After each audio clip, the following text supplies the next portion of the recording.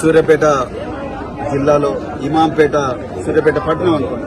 ఇక్కడ మరి సాంఘిక సంక్షేమ గురుకుల పాఠశాలలో ఇంటర్మీడియట్ రెండవ సంవత్సరం విద్యార్థిని వైష్ణవి అనుమానాస్పద స్థితిలో మరి కాలేజీలో మరణించడం జరిగింది.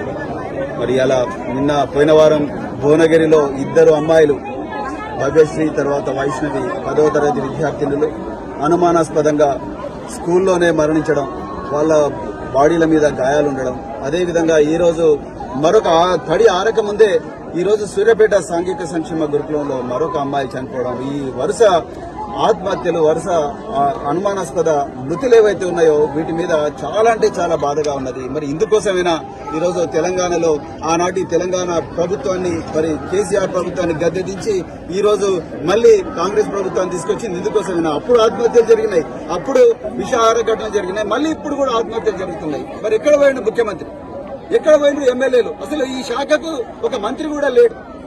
ఎవరు చూస్తున్నారో తెలియదు, ఎవరికి చెప్పాలో తెలియదు. వీళ్ళందరూ ఓట్లేస్తేనే కదా ఆయన ముఖ్యమంత్రి అయింది. వీళ్ళందరూ ఓట్లేస్తేనే కదా ఈ పార్టీలు ఎమ్మెల్యేలు అయినరు. ఈ రోజు అసెంబ్లీలో ఇంత చర్చ జరుగుతూ ఉన్నది. మరి ఎక్కడ కూడా ఈ చనిపోతున్న విద్యార్థుల గురించి మాట్లాడతలేరు.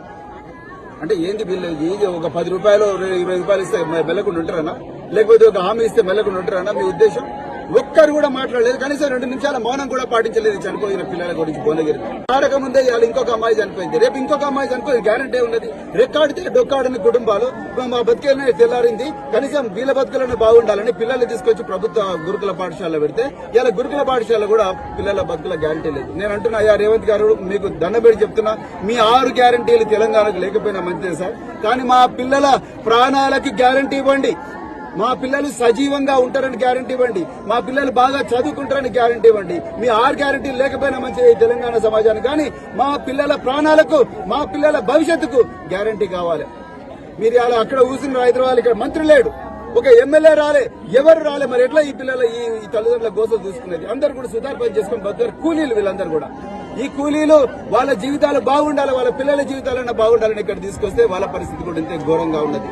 అందుకొరకే అర్జెంటుగా మరి ఈ రోజు నేను బాడీ రోజు వచ్చిన హాస్పిటల్లో ఎంతో, అంటే ఆ అమ్మాయి ఒక డాక్టర్ అయింది, బైపీసీ స్టూడెంట్, ఇలా నిర్జీవంగా పడున్నది. మీరు ఒకసారి ఆలోచించండి, మన పిల్లలకి అట్లయితే ఊరుకుంటాము?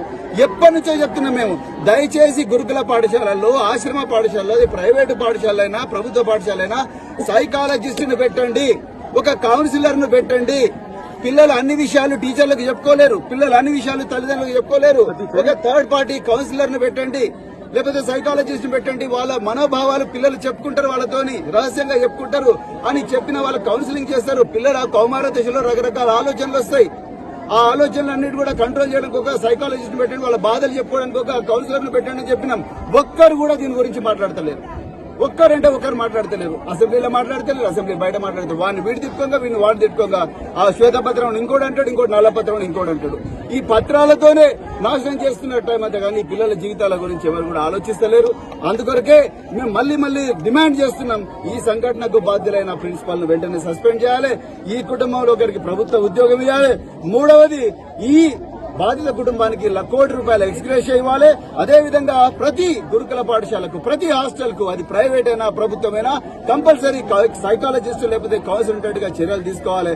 అంతవరకు మేము పోరాటం చేస్తూనే ఉంటామని ఈ సందర్భంగా నేను చెప్తున్నా మిత్రులారా.